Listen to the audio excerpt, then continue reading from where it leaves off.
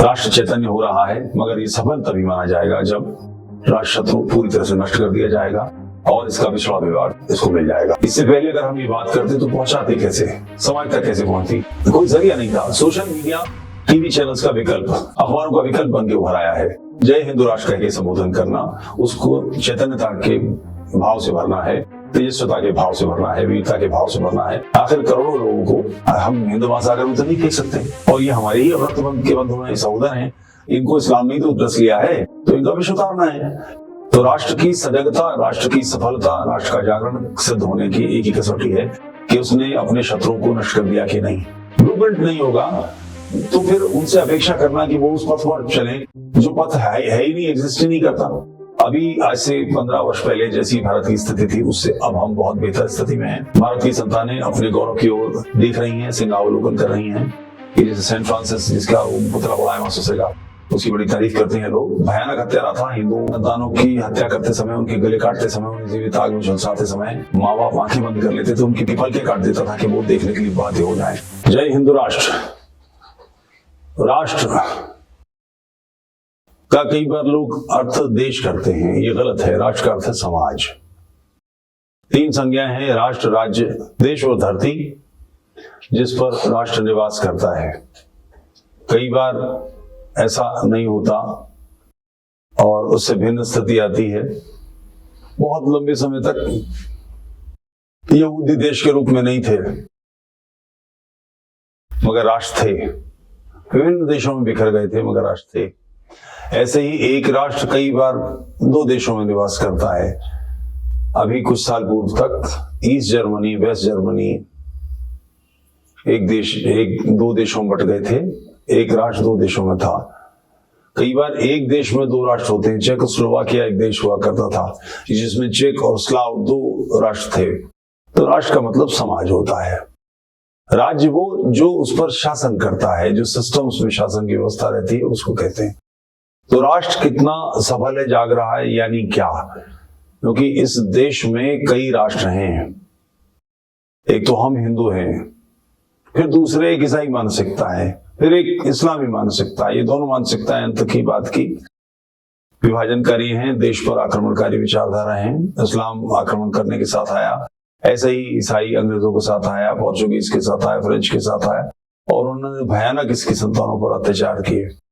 Portuguese ने, पुर्तगालियों ने गोवा में और उसके आसपास के दमन द्वीप इत्यादि क्षेत्रों में भयानक अत्याचार हुए।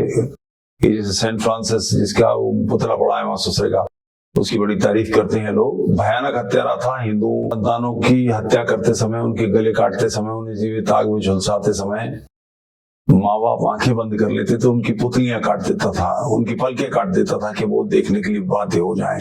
ऐसा राक्षस था।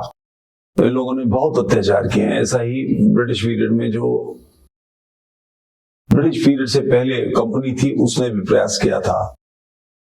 तो ये आक्रमणकारी मानसिकताएं भारत के मूल चरित्र को बदलना चाहती हैं और इस देश में निवास करती हैं।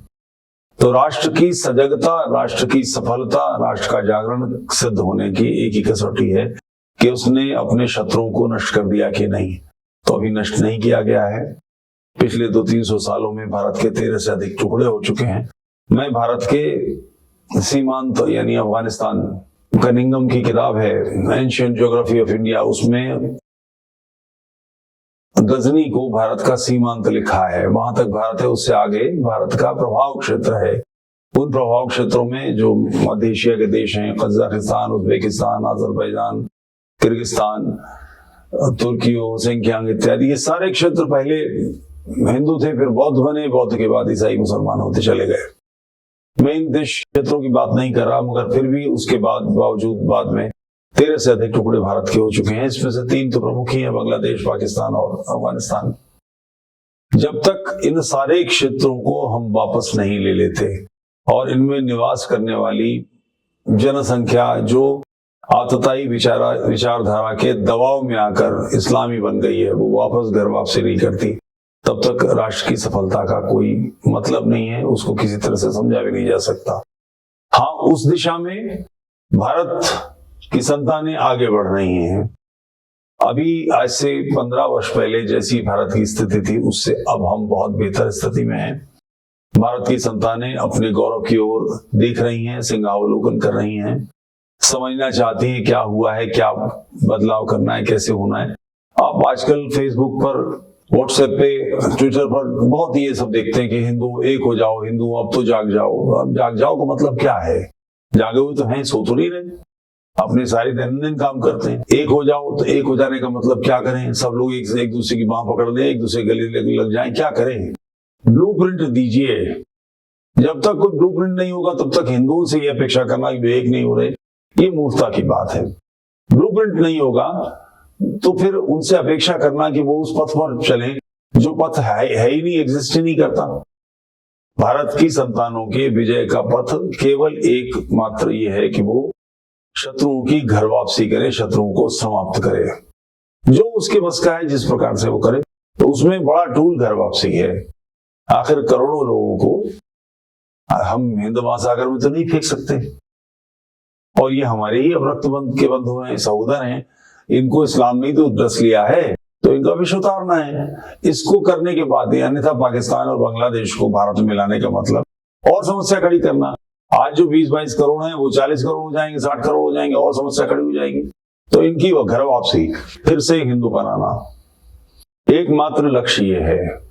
यही राष्ट्र के जागरण का उद्देश्य है, राष्ट्र के जागरण की सफलता है, राष्ट्र के जागरण का लक्ष्य है। इस सफलता के लिए अब इतना तो हो गया है कि हिंदू घर वापसी के पक्ष में आ गए हैं। सामान्य चर्चा का विषय है कि दीनियों की, छिन्नांगों की घर वापसी करनी पड़ेगी, इसका और कोई विकल्प नहीं है। लोग ये समझने लगे हैं। जय हिंदू राष्ट्र आज से 15 साल पहले कोई सोचता भी नहीं था इसके बारे में। ये हिंदू महासभा का पूज्य सावरकर जी का दिया हुआ मंत्र है, इससे स्फूर्ति आती है। अब किसी को जगाना है और उसका नाम रमेश है, तो हम वहां मोहम्मद कह के आवाज देंगे, अखिल कह के आवाज देंगे, मुकुल कह के आवाज देंगे, विनय कह के आवाज देंगे, तो क्या हो जाएगा?